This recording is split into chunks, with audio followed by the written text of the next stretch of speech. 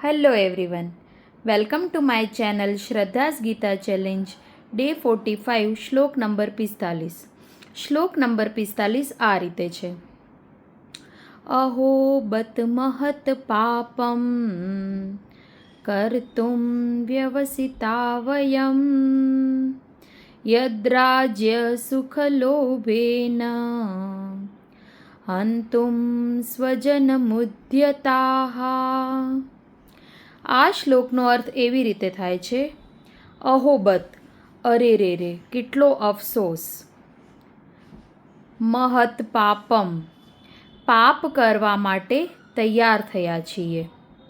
મોટું પાપ, મહત પાપમ એટલે મોટું પાપ કરવા માટે. વ્યવસિતા વયમ આપણે તૈયાર થયા છીએ. યદ કારણે, રાજ્ય માટે, સુખ લોભે ન રાજ્ય મેળવવાના લોભ માટે, રાજ્ય મેળવવાના સુખ માટે. હંતુમ હણવા માટે, સ્વજનમ આપણા સ્વજનોને, સ્વજનમ ઉદ્યતા એટલે તૈયાર થયા છીએ. આ શ્લોકમાં અર્જુન એવું કહી રહ્યા છે કે અરે રે રે કેટલી અફસોસની આ વાત છે કે એકમાત્ર રાજ્યના સુખ માટે, રાજ્યના લોભ માટે, રાજ્ય મેળવવા માટે આપણે આપણા સ્વજનોને હણવા માટે તૈયાર થયા છીએ. આટલું મોટું પાપ કરવા માટે આપણે તૈયાર થયા છીએ. આ કેટલી અફસોસની વાત છે. આમાં આ શ્લોકમાં અર્જુન આ વાતનો અફસોસ કરી રહ્યો છે કે કૌરવોને તો રાજ્યનો લોભ છે જ, પરંતુ હું પણ આ પાપ કરવા માટે તૈયાર થઈ ગયો. એટલે એ આ વાત વિચારીને જ એને અફસોસ થઈ રહ્યો છે.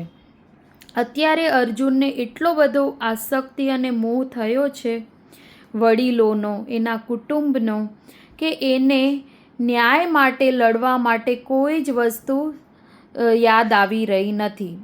એને સામે કેટલો અધર્મ અચરાઈ રહ્યો છે એ વસ્તુ પણ એને સાચી જ લાગે છે, પોતાની જ લાગે છે. અધર્મ એ અધર્મ લાગી નથી રહ્યો.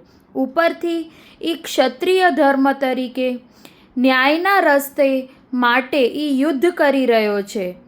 એ વસ્તુ પણ એને અન્યાય લાગી રહ્યો છે. પોતે જે ધર્મ કરી રહ્યો છે ને એ મોહના કારણે અત્યારે એને અધર્મ કરી રહ્યો છે એવું લાગી રહ્યું છે. બરાબર છે. આપણી પરિસ્થિતિ પણ આવી જ કંઈક હોય છે. આપણી અંદર બેઠેલા કેટલા બધા દુર્ગુણો, કામ, ક્રોધ, લોભ, મોહ, મદ, મત્સર, અહંકાર, આ બધા દુર્ગુણો અને એ બધા કૌરવો સમાન છે. અને આપણી અંદર રહેલા સદ્ગુણો, એ સદ્ગુણો તરફ આપણને જ્યારે જતા હોઈએ ને, આપણા મનને લઈ જતા હોઈએ ને, ત્યારે આપણું મન અર્જુનની જેમ બાના બનાવે છે. એ અધર્મ, અવગુણોને પણ પોતાના માને છે. અત્યારે સેમ પરિસ્થિતિ અર્જુનની છે. અર્જુન આ પરિસ્થિતિથી આપણી પરિસ્થિતિ બતાવી રહ્યા છે. એટલે અર્જુન અત્યારે ક્ષત્રિય ધર્મ તરીકે ધર્મ માટે લડવું જોઈએ, સત્ય માટે લડવું જોઈએ. એ પણ એને ખોટું લાગી રહ્યું છે કે અરે હું આટલું મોટું પાપ કરવા માટે લડી રહ્યો છું. આ કેટલી એના માટે શું કહેવાય, એના મોહની સ્થિતિ એનામાં દેખાઈ રહી છે. બરાબર છે. એટલે અર્જુન આ શ્લોકમાં એ વાતનો અફસોસ કરતો હોય એવું દેખાઈ રહ્યું છે.